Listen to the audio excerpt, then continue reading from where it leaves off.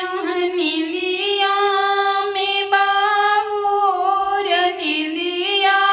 भरमा गईल निंदिया भरमा गईली हो ए ललना कब दोनी राम उठी गईले कमन गलिया खोजबी हो ए ललना कब दोनी राम उठी गईले कमन गलिया खोजबी हो आठही काठ की रनैया गलबले न गले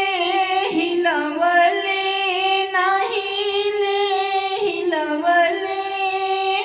न हिलेला हो ए ललना ताही पर सीता चढ़ी बैठेली गुप्त कुंड उतारेली हो ए ललना ताही पर सीता चढ़ी बैठेली गुप्त कुंड उतारेली गुप्त कुंड उतारेली हो चार चौखंड की पोखरवात राम दत्तु वन करस राम दत्तु वन करस सीता पनिया भरेली हो ए ललना तब राम के परेला नजरिया सीता से मुहावा देखेले सीता के मुहावा देखेले हो के कर हऊ तो हो बेटी के कर पतुया हऊ हो ए ललना कमना हो रानी की रतन पनिया भरिया वेलु पनिया भरिया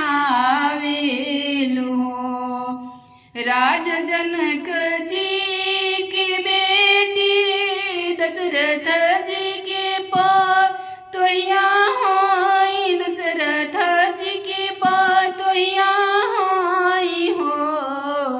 ए ललना रानी होरी खैया के बहिनिया तो पानी भरिया ना पानी भरिया ना हो मन जहुआ हो सीता मानी जान घरवा लवटी जाऊँ घरवा लवटी जाऊँ हो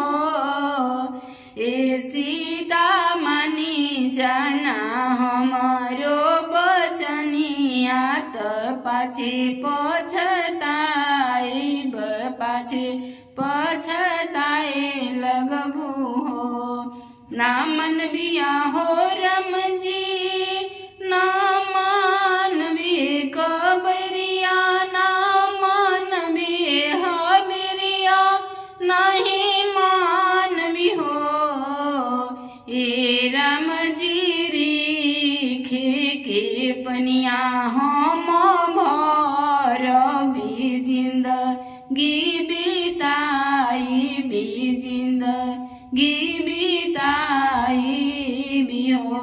ए राम जी रीखे के पनिया हम भर भी जिंदगी बिताई